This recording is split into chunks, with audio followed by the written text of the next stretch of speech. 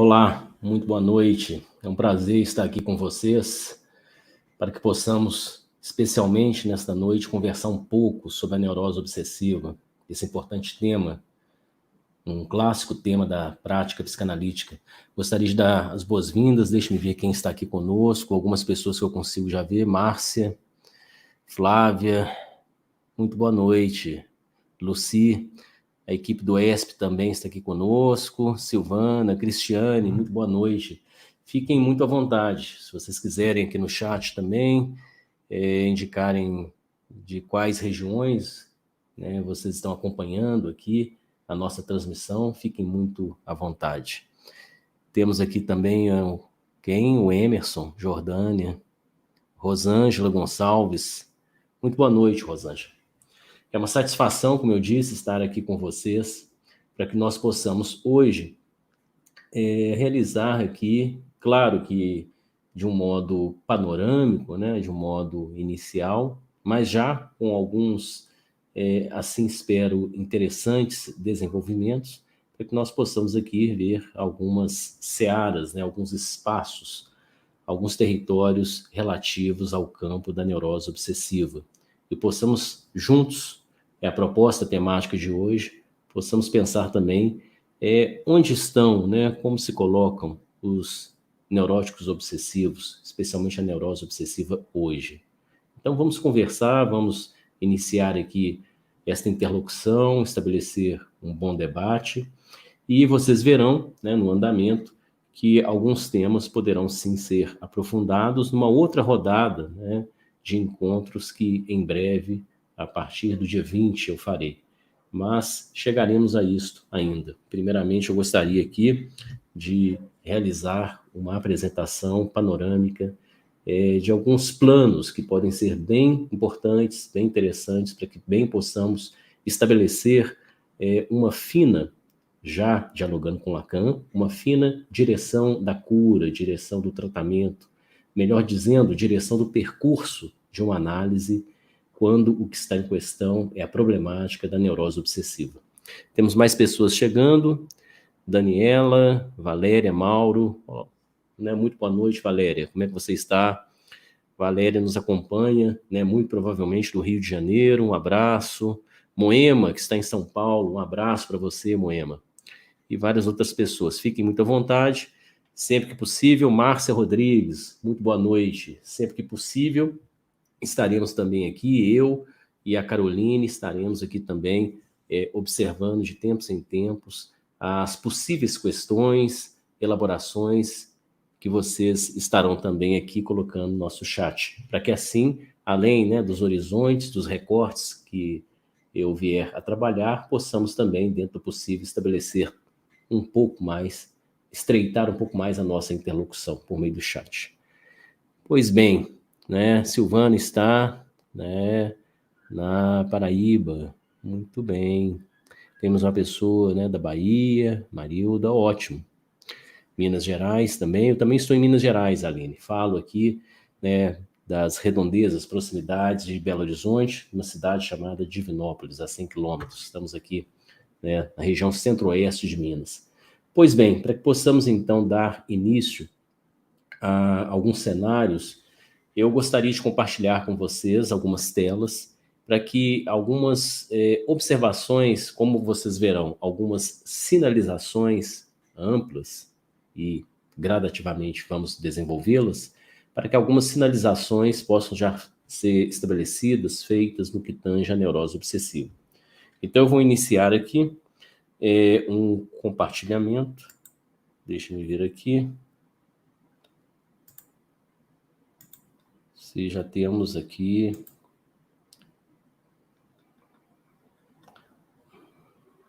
Deixa eu ver uma janela.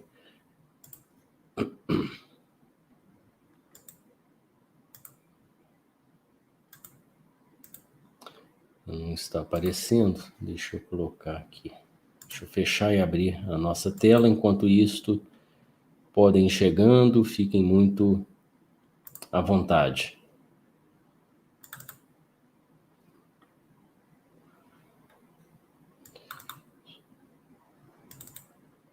Muito bem, vamos ver se agora Vai abrir.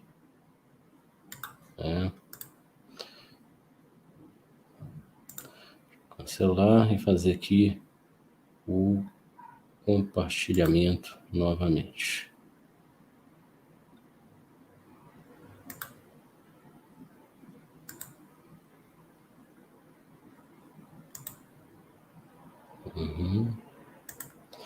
Agora acredito que sim, vocês já estão vendo a tela. Sim, essa tela inicial. Ótimo. Então, como eu estava dizendo, vamos realizar aqui algumas sinalizações amplas, mas que podem ser de interessante envergadura, né? De interessante magnitude, para que localizemos alguns aspectos relativos à sustentação da clínica junto à problemática da neurose obsessiva. Então, a primeira sinalização que eu gostaria de fazer é uma sinalização que já pode nos colocar diretamente no diálogo com o psicanalista Jacques Lacan. Iremos a Freud, sim, para falar da neurose obsessiva. Como veremos, né, a neurose obsessiva é um quadro e é, ao mesmo tempo, uma problemática que foi introduzida de maneira bastante interessante a partir de Freud, a partir da psicanálise. O quadro enquanto tal, né? E veremos, não simplesmente o quadro, mas a problemática subjetiva que está em jogo na neurose obsessiva. Mas eu gostaria de já fazer a ponte com Jacques Lacan, recorrendo aqui a uma passagem do Bachelard, né, que é o epistemólogo que exerce uma importante influência sobre toda uma geração, né, de intelectuais franceses, geração esta da qual Lacan faz parte. E Bachelard, né, aqui eu trago uma pérola bastante importante, né, da obra de Bachelard, e vai nos propor que a experiência sem um conceito é cega. Notemos, a experiência, o campo da prática, sem o conceito, acaba sendo uma experiência cega. E o conceito, sem a experiência, acaba sendo vazio. Então, Bachelard é este epistemólogo que vai nos mostrar aquilo que nós constantemente verificamos na obra de Lacan. A necessária, e isto é feito sob os mais diversos ângulos, a necessária costura estabelecida entre a prática e o campo conceitual.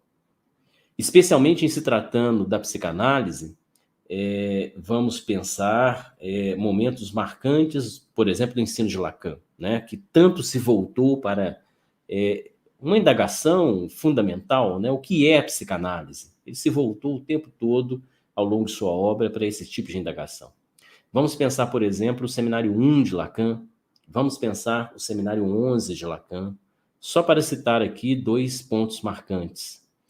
Como que é interessante percebermos que nestes 2 espaços, nestes 2 momentos de seu ensino, esse tipo de formulação, esse tipo de alinhavamento constante entre a experiência e o conceito estão ali se colocando. Então, é daí, né, eu vou ser ágil, né, aqui poderíamos falar mais dessa inter-relação, né, epistemológica entre Bachelard e Lacan, para melhor localizarmos o ensino de Lacan e, sobretudo, o que vem a ser o diálogo de Lacan com Freud. Mas eu irei um pouco mais ágil para que possamos chegar, de fato, nesse fio condutor à problemática da neurose obsessiva, mas lembrando que é por aqui que aí sim conseguimos localizar com mais justeza o que vem a ser especialmente esta noção tão importante para Lacan, a direção da cura.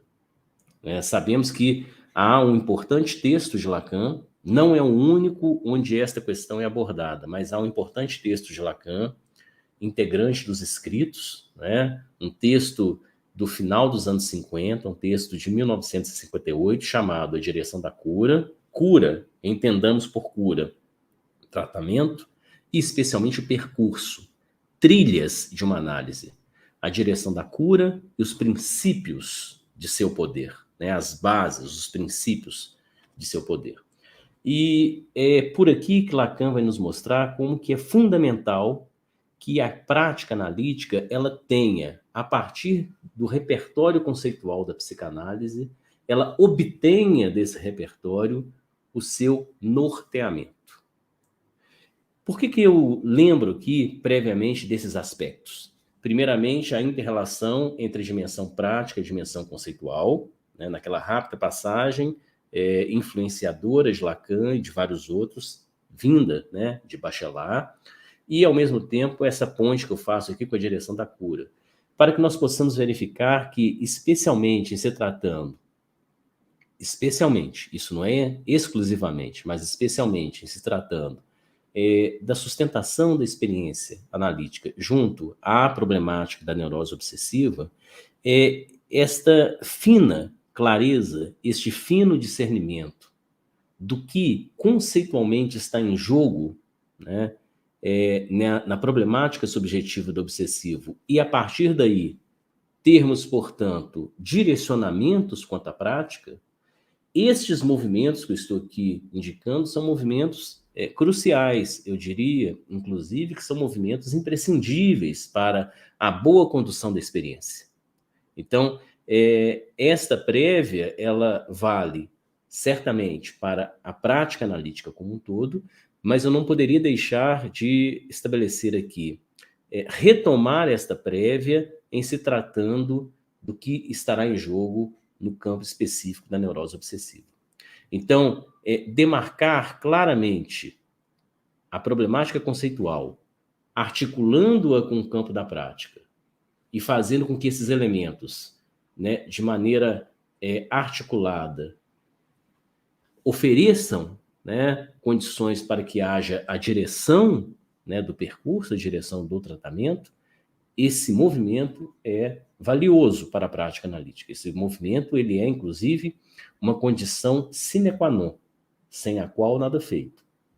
E é isso que buscaremos aqui pensar inicialmente no que tange a neurose obsessiva. Então, agora, eu gostaria de partir para um segundo patamar aqui de sinalizações e lembrar, agora indo a Freud, lembrar de uma importante passagem de Freud no que tange a histeria, mas que em muito influenciará o que está em jogo na prática analítica como um todo e em muito também influenciará o que podemos considerar no que se refere à prática junto à problemática dos obsessivos. Que passagem é esta?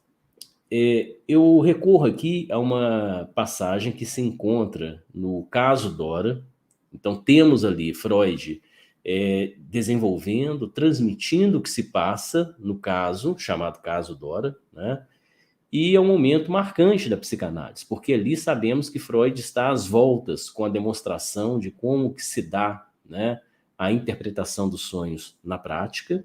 O caso Dora, ele tem uma íntima comunicação com a interpretação dos sonhos, tanto que Freud se detém, né, na descrição do caso, ele se detém minuciosamente sobre 2 sonhos de Dora, e ao mesmo tempo, o caso Dora é um caso que está a nos mostrar também como que se dá os manejos e como que se colocam, inclusive, os impasses no campo transferencial, né? De quais ordens de impasses que aí podem se colocar. Em meio, então, à crucialidade deste caso e deste momento para a prática analítica, temos Freud argumentando acerca do pathos, né, da afetação de Dora, do que se passa com Dora, e aí que ele vai nos apresentar um ponto que é, de maneira bastante perspicaz, pensado por Lacan.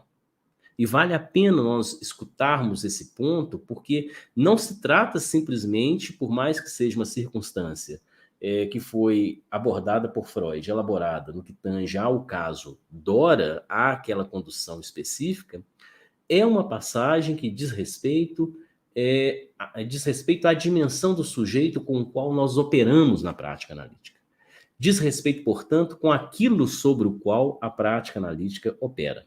A passagem é a seguinte, eu vou ler uma parte bastante breve, eu estou no caso Dora, na parte ainda, nas páginas iniciais, e aí tem uma famosa cena do beijo, né, onde Dora, ela é acuada pelo Sr. K, ele tenta beijá-la, e ela, diante desta manifestação do desejo do outro, né, especialmente ali encarnado na figura do Sr. K, Dora responde de uma maneira que nós podemos pensar que traz uma certa incongruência, não traz uma homogeneidade, traz uma certa clivagem em relação ao desejo.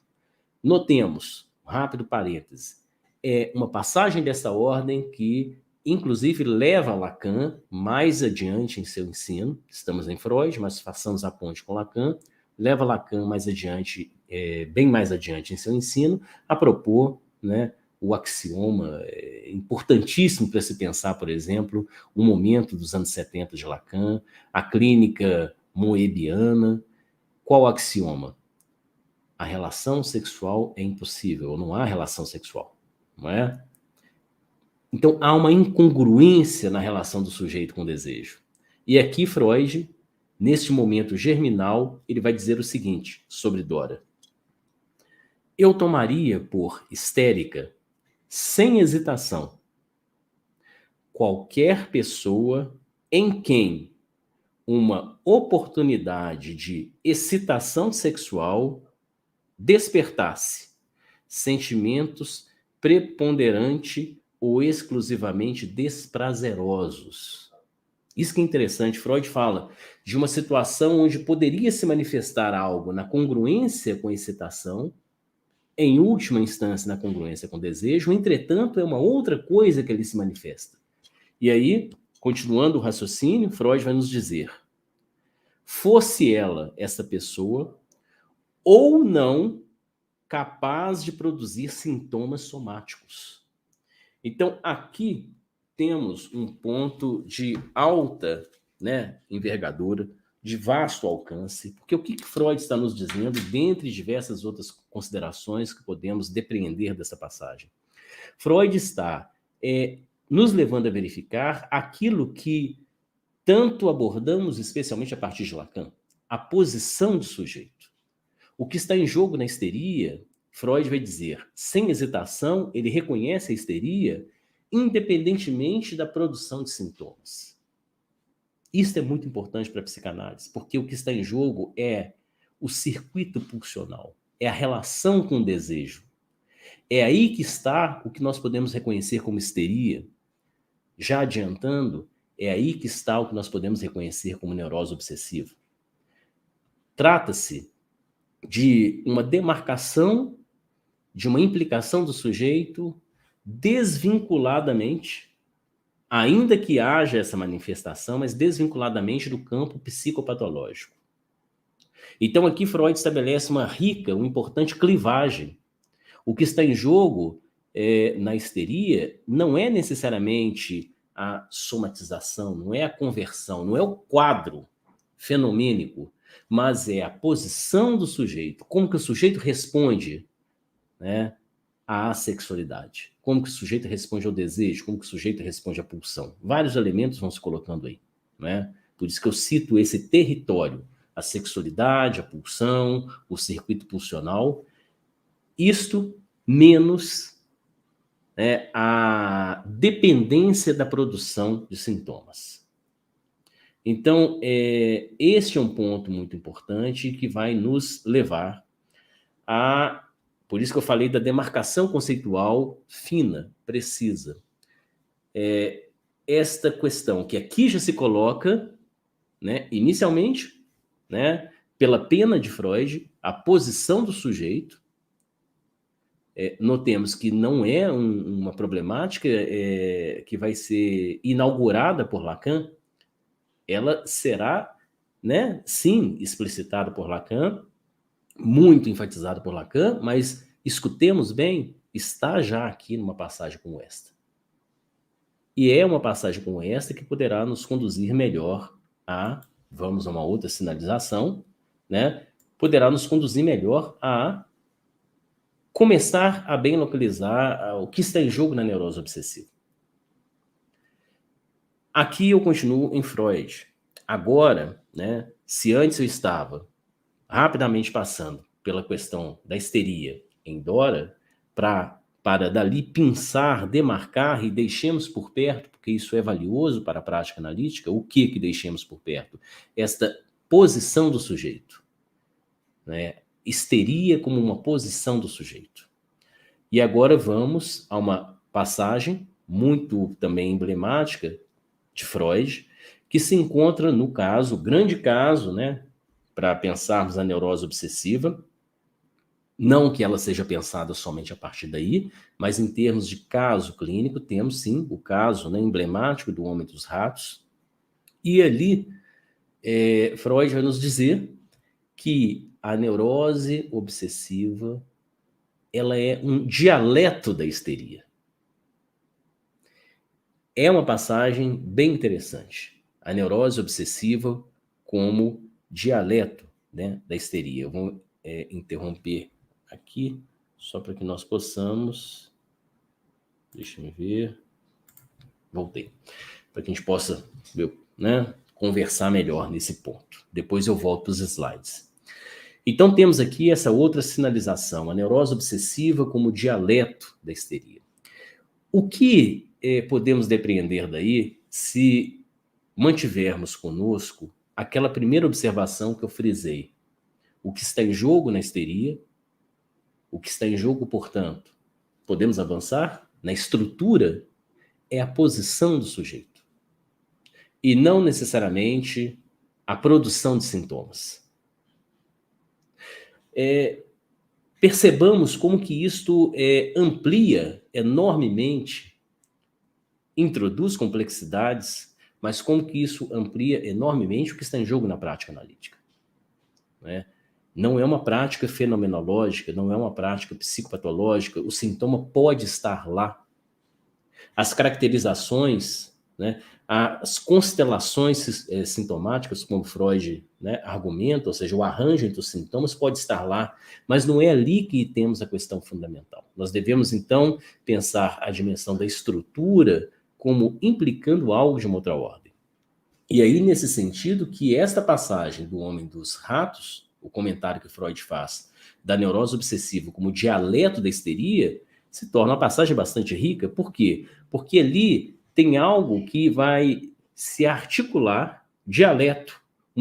Primeiro, dialeto é uma referência interessante que já coloca a problemática no campo da linguagem, atrelada à dimensão da linguagem.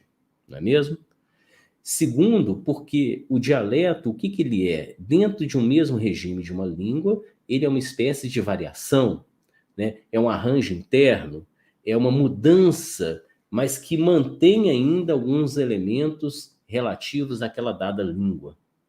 Então, é uma certa variação dentro de um conjunto.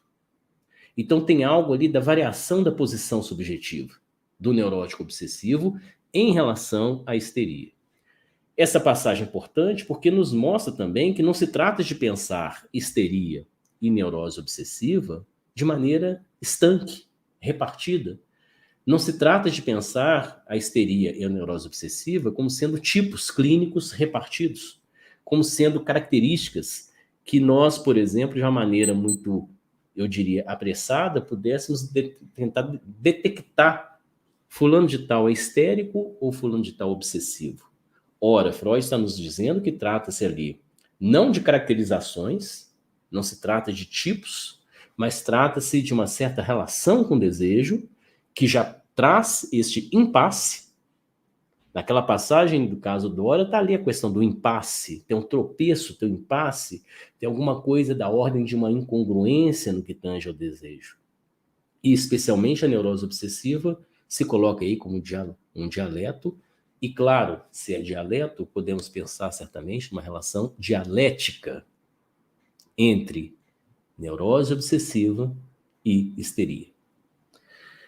Isto que eu estou aqui dizendo, né, esses diversos e possíveis ângulos, né, dessa formulação inicial, a neurose obsessiva como um dialeto da histeria, e a histeria como a possessão do sujeito, transportemos isso para a neurose obsessiva certamente, né?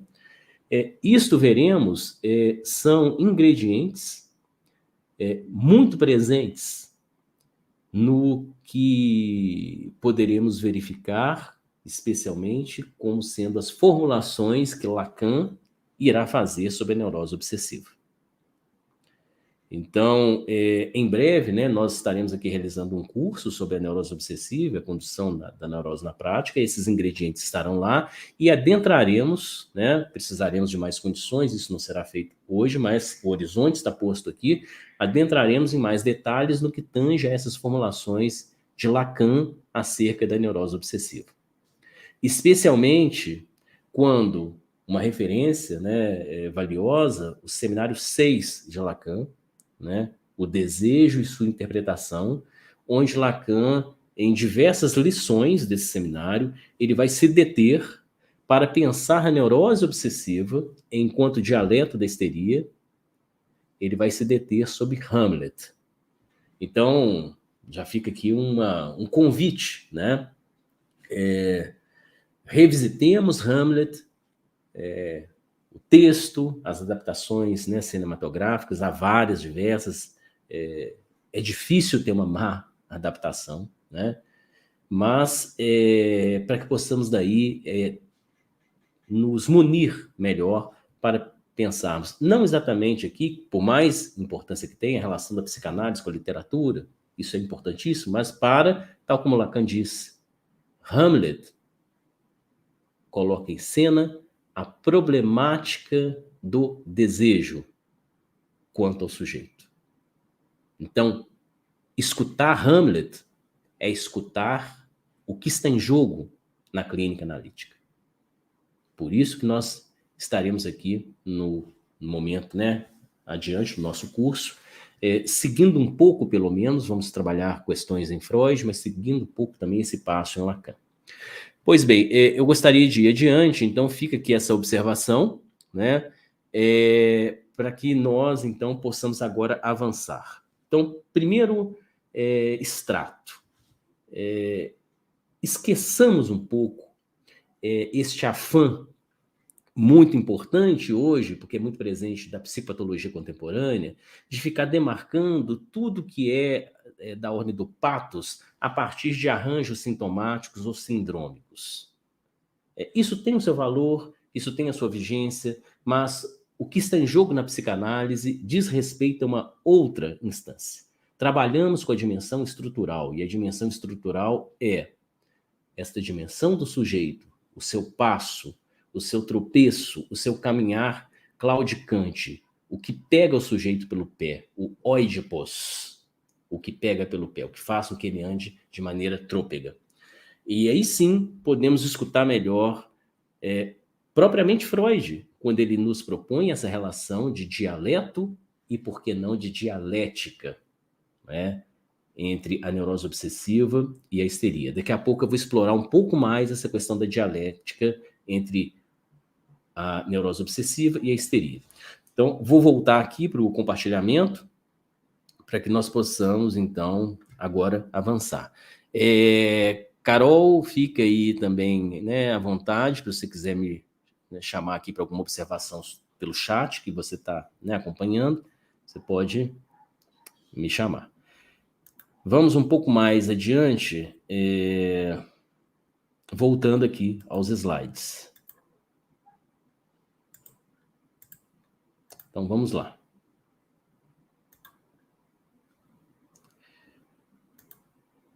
Vamos para uma quarta dimensão de sinalizações que podem nos interessar no que tange a prática da psicanálise, né? Ir à neurose obsessiva, para que daí estamos indo à neurose obsessiva, para que daí possamos pensar a prática analítica como um todo. E aí aqui, se até agora eu frisei um pouco mais, né, nesses pontos anteriores, um pouco mais as passagens, uma passagem de Freud no caso Dora e uma outra passagem de Freud no Homem dos Ratos, o caso do Homem dos Ratos, Eu agora faria de novo a ponte com Lacan, especialmente em um enxerto que ele introduz nos escritos, que tem um título bem interessante, Do Sujeito, enfim, em Questão. E o que Lacan vai nos dizer nesse curto texto? Que o analista, ele há de estar atento sobre o sujeito com o qual a prática opera. O sujeito sobre o qual a prática opera. E aí que nós poderíamos colocar o sujeito em questão. Isso tem a ver com aquela passagem de Freud que eu havia mencionado antes, a meu ver, da histeria, né? O que está em jogo ali é o sujeito em questão.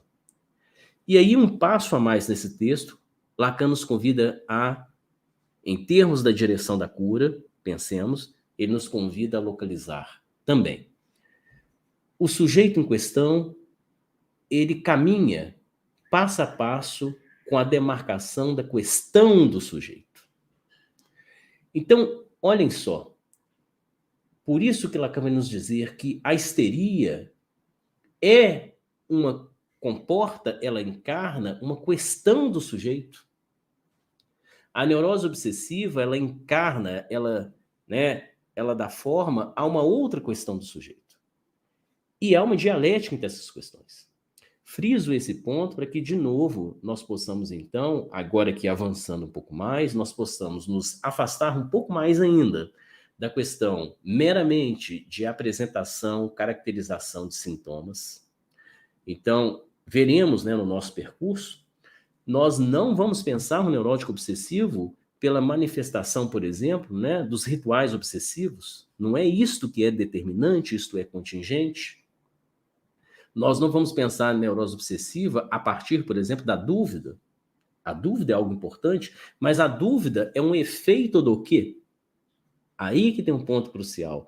A dúvida nos obsessivos não é um ponto de partida, é um efeito. E isto se esclarece um pouco mais, nós poderíamos ter um pouco mais de nitidez quanto ao manejo, quanto à condução, quanto à sustentação da experiência, quando sim nós começamos a demarcar esse interjogo entre colocar o sujeito em questão, definindo, demarcando qual é a questão do sujeito. Então, enfim, a pergunta importante é não exatamente quais são os sintomas do obsessivo, quais são as características do obsessivo, quais são os traços, né, de personalidade, os traços tipológicos do obsessivo, mas sim qual é a questão do sujeito que ali está posta. Indo a Hamlet, esse é o movimento e o convite que eu faço a todos nós, veremos, né, belamente, de maneira magnífica, Lacan trabalhando a questão do sujeito a partir de Hamlet. E vai dizer que ali, junto àquele personagem, com seus impasses, com suas dúvidas, com sua hesitação, eventualmente com a sua mania, ali tem algo que diz respeito a uma questão do sujeito.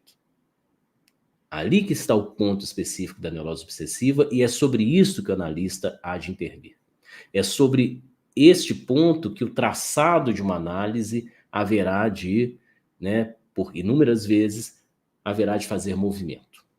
Então, mantenhamos por perto essa questão do sujeito e vamos caminhando aqui, né, agora sim, adentrando aqui um pouco mais nesse outro nível de observações àquilo, né, naquilo que eu havia aqui já antecipado.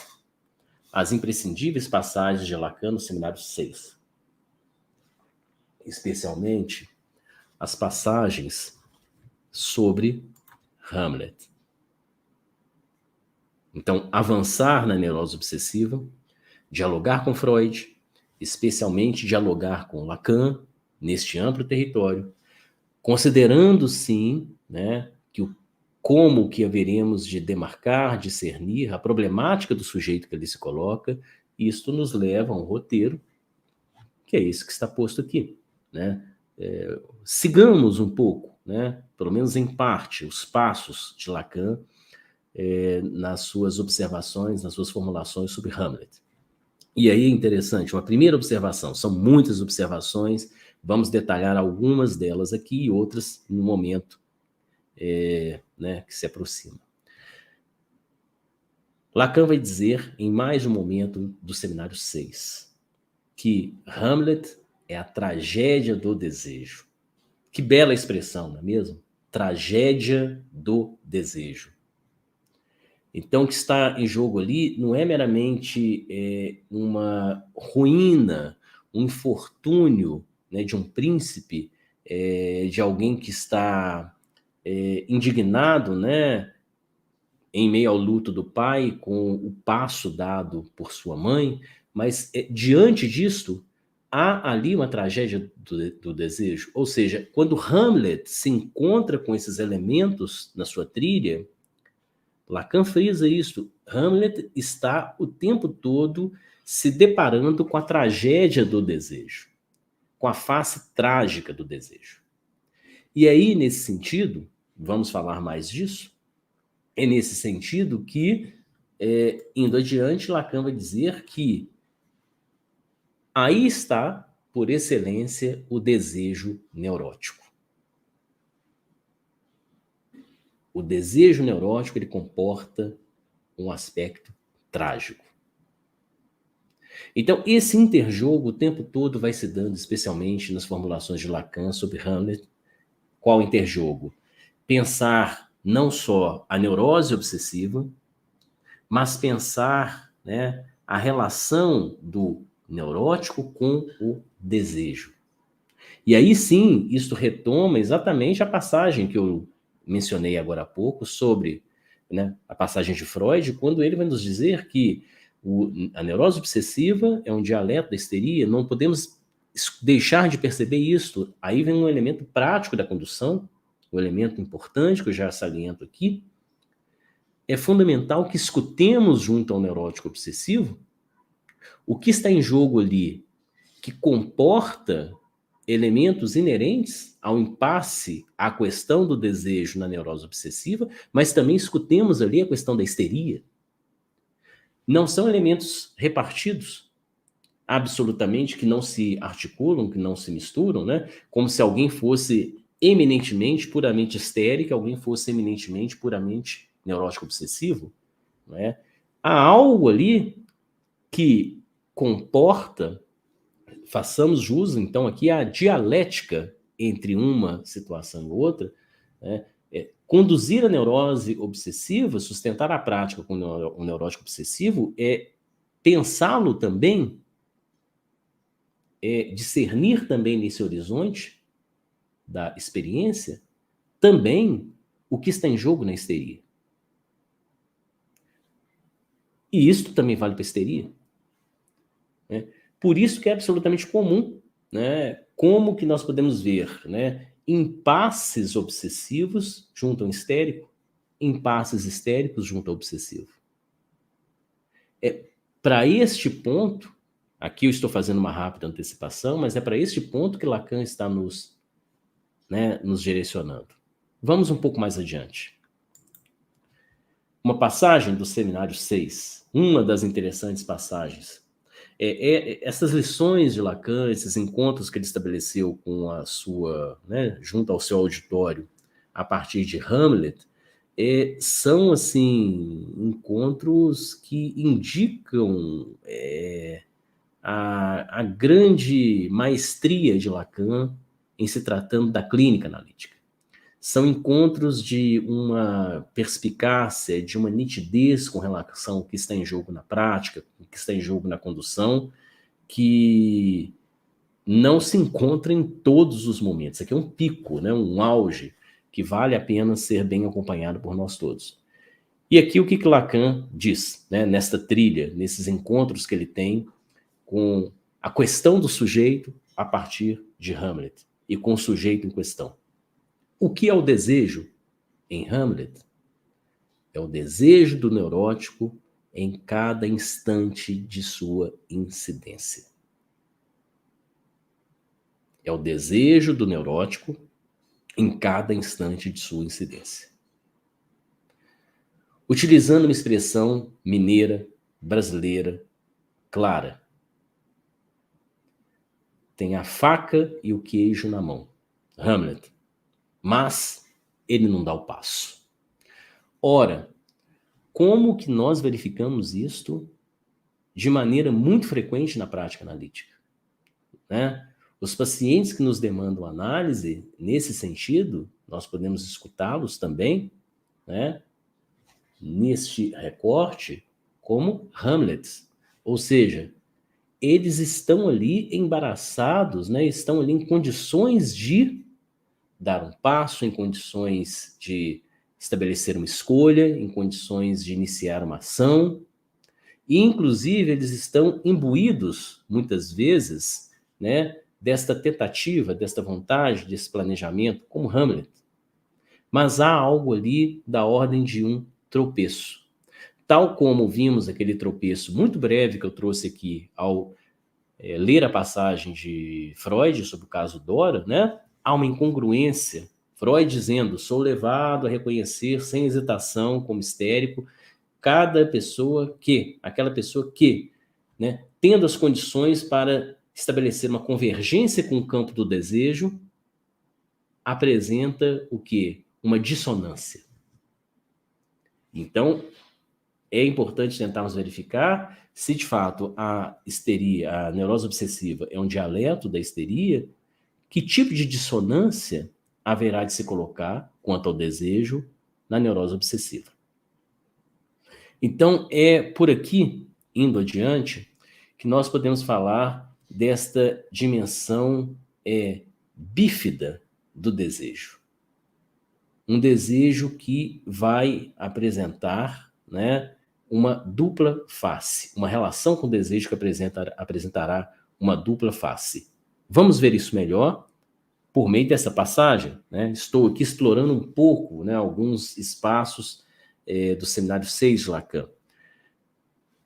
Olhem uma passagem desta ordem. Vamos, né, ver juntos essa passagem. Houve quem dissesse que o desejo de Hamlet é o desejo de um histérico. Talvez seja verdade. Disseram que é o desejo de um obsessivo, mas a questão não é essa. Na verdade, Hamlet é os dois. Percebamos a dialética no raciocínio, na transmissão de Lacan, a dialética na escuta de Lacan. Hamlet, aí que vem, né, daí que eu nomeio esse aspecto bífido do desejo, dupla face. Hamlet é os dois. Ele comporta, né, como veremos daqui a pouco, uma marca, não vou antecipar porque chegarei nela já já, uma marca do que comporta a problemática do sujeito na histeria e uma marca do que comporta a problemática do sujeito na neurose obsessiva. Então é aí que nós podemos pensar, né, de uma maneira mais cuidadosa, a condução da prática, né? Como que ali nós temos que lidar com uma problemática que está em jogo, né, nesta base que vem a ser histeria, e uma problemática que especifica, tal qual um dialeto, o que ali também se coloca, que é a neurose obsessiva. Voltando a essa passagem, olhem o final, ele, Hamlet, é pura e simplesmente o lugar do desejo. O lugar do desejo. E aí que fica mais, então, mais interessante, deixa eu voltar para cá, localizarmos um indicativo clínico de importante valor que nos é oferecido por Lacan nesses comentários de Hamlet, que certamente, né, trazem aí junto, né, essas passagens de Freud o tempo todo, que é Lacan nos dizendo que o que está em jogo, então, ali é o que, em termos de direção, em termos de apontamento, né, do encaminhamento de uma análise? Fazer com que o sujeito se depare com o desejo de um ângulo, de um modo que não comporte única e exclusivamente um impasse. Veremos isso no nosso curso, quando Lacan propõe o quê? Uma direção maior da clínica e uma direção maior da condução, né, especialmente da neurose obsessiva. Ir além do outro. Essa é uma grande direção da prática analítica. Porque o impasse com o desejo está no circuito. Lacan, né, dialoga também com o grafo do desejo no Seminário 6.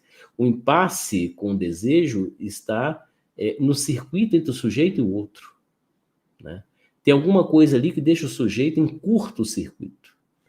E a prática analítica é uma prática que nós vamos o tempo todo, né, estabelecendo, passando pelos tópicos, pelos espaços, pelas tópicas desse curto-circuito, para que um outro circuito, para além do outro, possa ser colocado, possa ser constituído, possa ser, utilizemos aqui, e é importante que utilizemos as formulações de Lacan dos anos 70, possa ser enodado.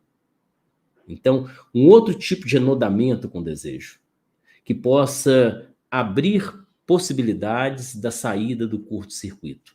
Nós vimos o curto-circuito lá em Dora quando Freud fala, né, naquela rápida passagem, ali onde, né, o sujeito poderia responder apresentando o desejo, ele apresenta o asco, ele apresenta o avesso, ele apresenta as vísceras, ele apresenta o vômito, é o que se passa com Dora, e que vai levar Freud a reconhecer ali, então, a problemática da histeria. Bom, vamos continuar, temos algo aí no chat. Yuri, muito boa noite. Elci, muito bom te ver aqui. Delfina, um abraço, Delfina, a todos os colegas aí em Maceió.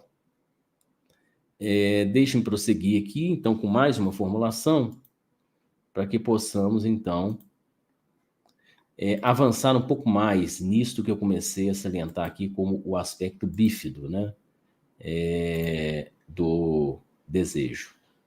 Lacan nos dizendo que Hamlet não é nem histérico nem obsessivo. Ele é os dois, na medida em que ele comporta ambas problemáticas do desejo, como veremos aqui na sequência. Como que isso nos auxilia? O que isso traz para nós no que tange a condução da experiência analítica? Quando nós não ficamos tão assim, sustentando a prática a partir de uma tipologia, falei disso aqui no início, mas, ou de uma caracterização, né? Ele é isto, ele é aquilo, ela é isso, ela é aquilo. Mas como nós começamos a verificar, por exemplo, né, na nossa escuta, na nossa condução, algo desta ordem. Hamlet está mais perto do desejo do histérico, pois esse problema consiste em reencontrar o lugar de seu desejo.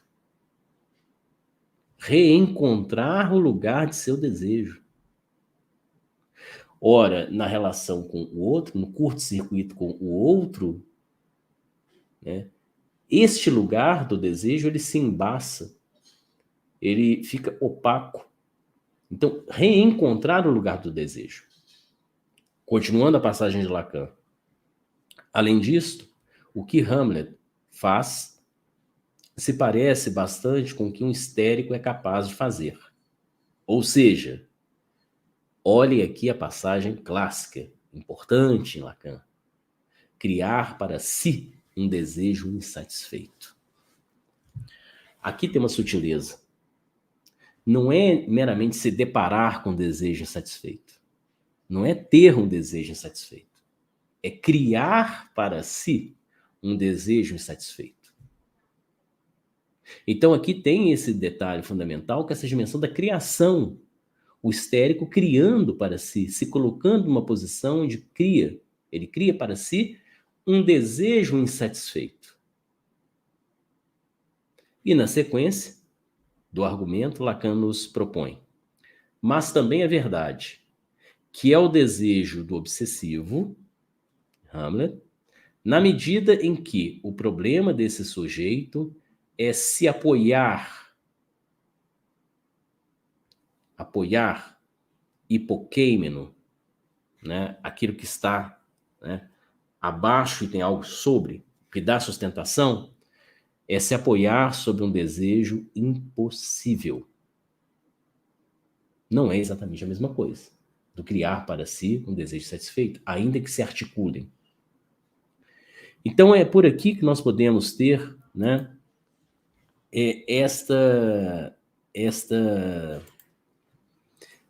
este duplo cenário para pensarmos a clínica analítica e pensarmos a questão de obsessivos, né, a questão proposta por essa rápida apresentação dessa noite, os obsessivos hoje.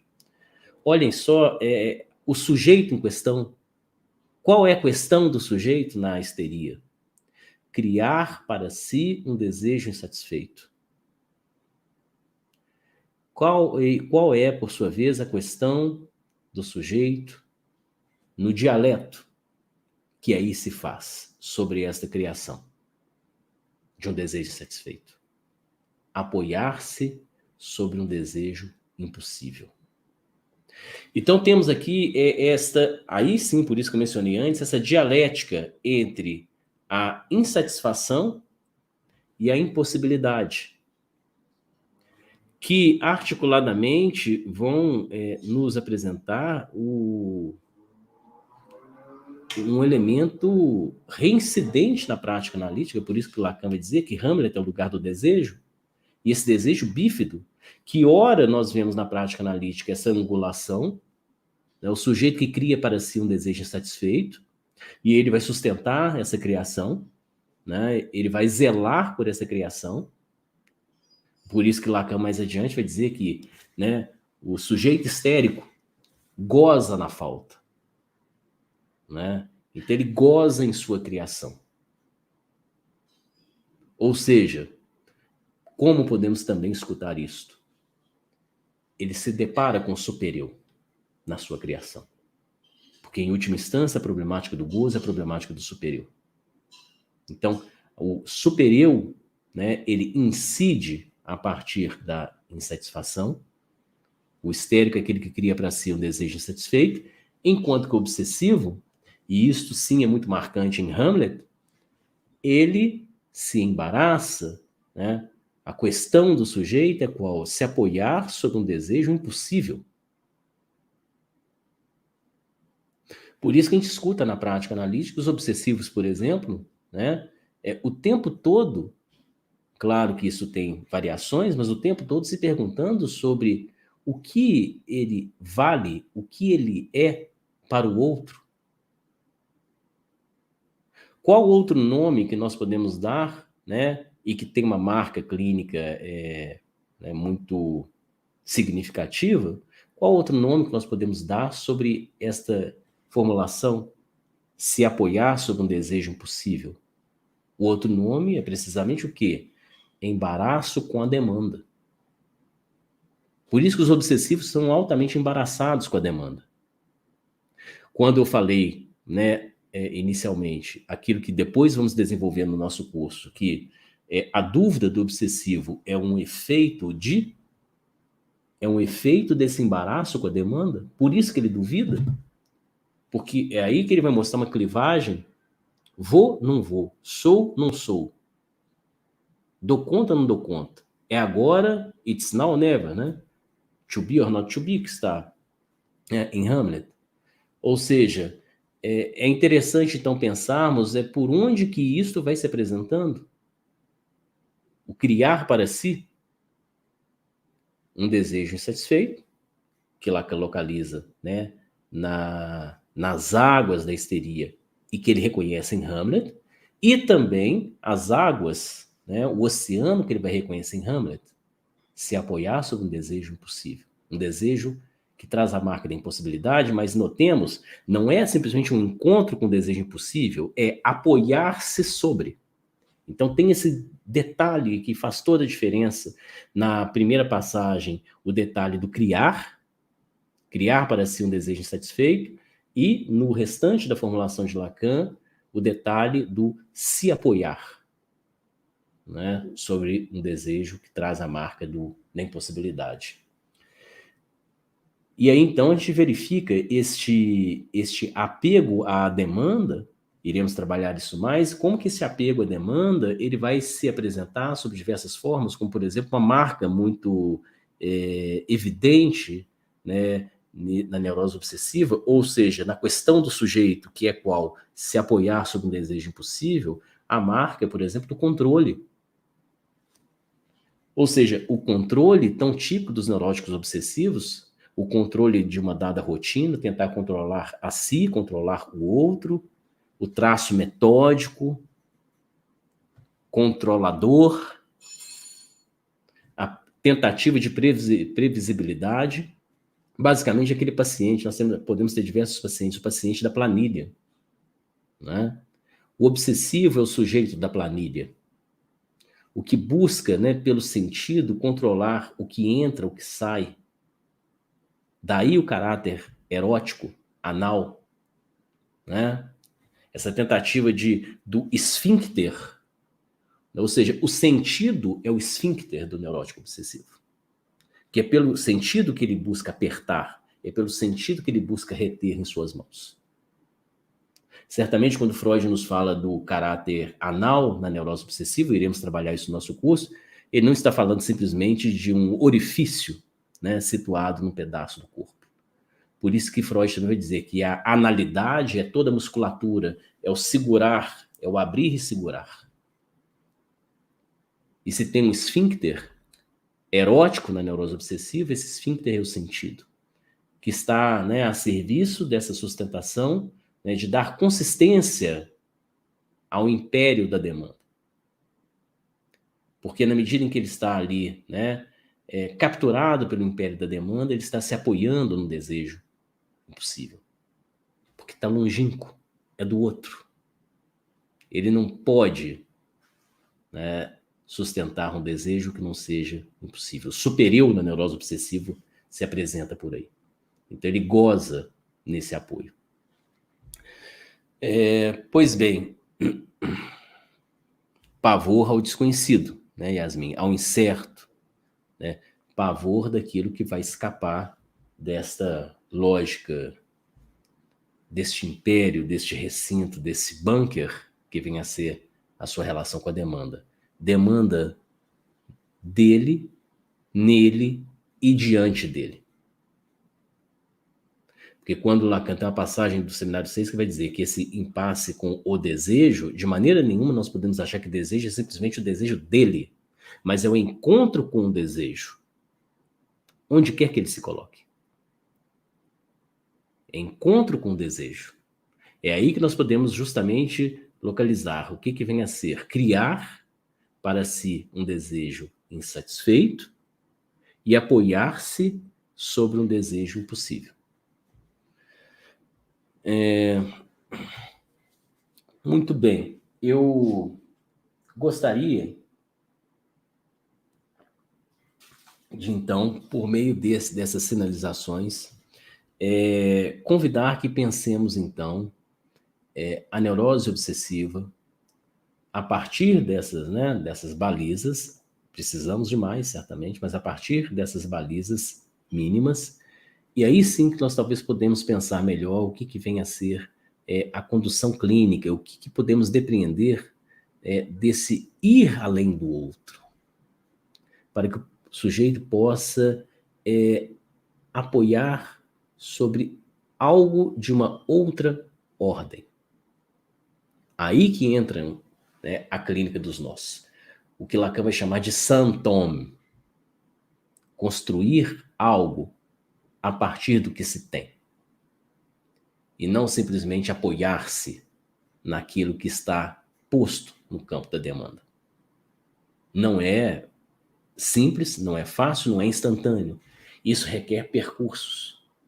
Por isso que Lacan fala no Seminário 6 sobre o gráfico, vai falar, há de se fazer esse percurso inúmeras vezes. E a cada percurso que nós podemos ir além, né, deste ponto, que vem a ser criar para si um desejo insatisfeito, apoiar-se sobre um desejo impossível. E eu gostaria de compartilhar aqui só mais um momento. Eu vou partir aqui para o chat, né? Aqui eu já falei dessa questão, nós iremos trabalhar isso depois com mais cuidado, que aí sim isso vai requerer, né, outros norteamentos, mas fica aqui já no horizonte o convite para que possamos verificar melhor o que é esta indicação de uma direção clínica que Lacan nos propõe quando ele fala no seminário, né, 6, sobre este ir além do outro. O que é isto? Como que isso se faz? O que é ir além do outro se nós considerarmos que este outro, ele comporta isto que eu nomeei aqui de curto-circuito da demanda. E, portanto, né, de uma marca crucial do sujeito, que é o horror em relação ao ato de desejar. Especialmente o obsessivo, ele se apega à demanda, para não ter que se haver com o risco do próprio desejo. Ir além do outro. Que efeitos isso comporta sobre esse cenário? Vamos ver um pouco o nosso chat? Elke, está aguardando? Estou te esperando lá também, Elke. Será uma satisfação estabelecermos o diálogo por lá também. Thalita, olá, Gustavo, está aí também, Jefferson, Paula, Yasmin. Sobre a questão da demanda, o Jefferson nos propõe, né? E o desejo impossível, encontro nesses também. Nós iríamos trabalhar isso. A questão é se iremos trabalhar algo dessa ordem, Jefferson, se você puder depois, né, esclarecer. Marinete, um abraço, seja muito bem-vinda. Iremos trabalhar essas questões, mas aqui fica já o apontamento de vias e a provocação para que pensemos a partir daqui juntos, né? Acho isso interessantíssimo, isso muda totalmente a maneira de lidar com a prática, com a psicanálise, o que é o sujeito, enfim, em questão. Como, voltando ao que eu argumentei, Lacan nos propõe, Hamlet, os dois, porque ali é a questão do desejo. Que dois? O criar para si um desejo insatisfeito e apoiar-se sobre um desejo impossível. A nossa prática, se de fato a psicanálise é uma ética que tem relação com o desejo, né, como Lacan frisa no seminário 7, a ética da psicanálise é a ética do desejo, e lá no seminário 7 ele vai trabalhar muito a dimensão trágica, né, por isso que no seminário 6 a gente está falando da tragédia do desejo. Então é importante considerar isso, né? Como que nós operamos sobre isso, e o que vem a ser, né, fazer algum circuito de uma outra ordem, uma aposta analítica. Se o analista não fizer apostas, né, como que nós sustentaríamos um campo transferencial? Como que nós vamos dar conta do osso duro da experiência? Que Lacan chama de o real da experiência. Então é importante apostar que outros enodamentos, que outros trajetos colocam-se como possibilidade. Que uma outra resposta, que não necessariamente a exclusiva captura, a captura superegóica do gozo, pode se colocar junto, no caso, ao sujeito. E a Sheila, como se comporta o neurológico obsessivo nas relações amorosas, né? Em questão interessante, né, Sheila? Aí talvez nós podemos pensar, não tanto o comportamento, mas quais são as implicações, né? O que é... Então pensemos o que é pensar, né, localizar as relações amorosas, quando o que está em jogo, eminentemente ali, é apoiar-se sobre um desejo impossível. Deparar-se, enquanto apoio, com esse desejo impossível. Então daí a gente já pode pensar, Sheila, quais são as consequências sérias, as consequências importantes para o território da demanda e para o território, em última instância, do amor. Não é? Na medida em que amor e demanda se articulam, podemos então considerar, a partir de sua observação, seu apontamento, Sheila, que haveria uma certa impossibilidade do amor a se apresentar na neurose obsessiva? Notem que eu cuidadosamente evitei dizer o obsessivo não ama. Não é isso. Eu não disse isso. Não é uma questão de tudo ou nada, mas talvez considerar ali, deparar-se ali com o impossível no campo do amor. E aí, a criação. Por isso que Lacan nos fala de uma estericização do discurso, uma estericização da clínica. Porque a histeria, ela comporta uma dimensão de criação, criar para si um desejo impossível. insatisfeito, melhor dizendo. Mas o que a mais é possível de ser criado? A estericização tem a ver com criação? Como que isso repercute sobre o sujeito obsessivo? Então, são questões importantes de serem pensadas, trabalhadas. Muito bem. Kátia, um abraço para você. Lu Maned, seria isso, Lu Maned? Se vai ficar salva esse seminário aberto de hoje? Sim, aqui no canal do ESP. Tem muitos outros conteúdos aqui que ficam aqui de acesso livre para todos vocês. Então, pode voltar aqui. E os 4 encontros, será que sua pergunta é se os encontros ficaram gravados do curso de fato sobre neurose obsessiva? Sim, encontros ao vivo e gravados. Você tem aí um acesso a Carol está colocando, me parece são 90 dias, tá? O limite. Muito bem. Pedro, como vai, Pedro? Vamos trabalhar isso depois também, obsessivo com a morte, né? Porque aí, mas rapidamente adiantando, isso que é interessante, porque o apoio apoiar-se sobre um desejo impossível, isto introduz uma mortificação. E talvez a mortificação de maior consequência que podemos ter, porque o que os obsessivos, avidamente apoiados sobre um desejo impossível, nos apresentam, não é a morte ao final da vida, mas é a mortificação em vida. Por isso que é comum que nos deparemos com obsessivos inibidos. Inibidos com relação à vivacidade da vida. Então, onde está a inibição? Por exemplo, na reiteração da rotina, na tentativa de controle, no esfíncter do sentido, como eu disse antes, na planilha, e uma vida, nesse sentido, mortificada. Uma vida sem criação. Então, há essa questão sim. Muito bem.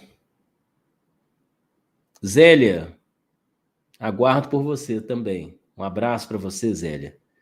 Zélia é uma pessoa, né, que tem muito apreço. Várias aqui que eu vejo. Lilá também. Olá, Lilá, Zélia. Nós, né, durante especialmente o pico da pandemia, né, nós fizemos seminários por 2 anos, né? 2020, 2021, 22 também, né? Quase 3. Lilá e Zélia fizeram, acho, 18 ou 19 seminários, né, que eu conduzi, sempre presentes, né? Estabelecemos aí boas interlocuções. Espero que vocês estejam muito bem. Daniel, um abraço. Então, fiquemos assim. Elizabeth, Sandra. Carol, você gostaria de colocar mais alguma coisa aí no chat? Alguma observação que escapou? Ou alguma ênfase ou algum ponto que seria interessante retornar? Fique muito à vontade, Carol. Eu estou aqui acompanhando o chat, por aqui eu consigo ver melhor. Ah, tá. Você colocou aqui no outro chat, né? Perguntaram qual texto de Lacan fala do Hamlet.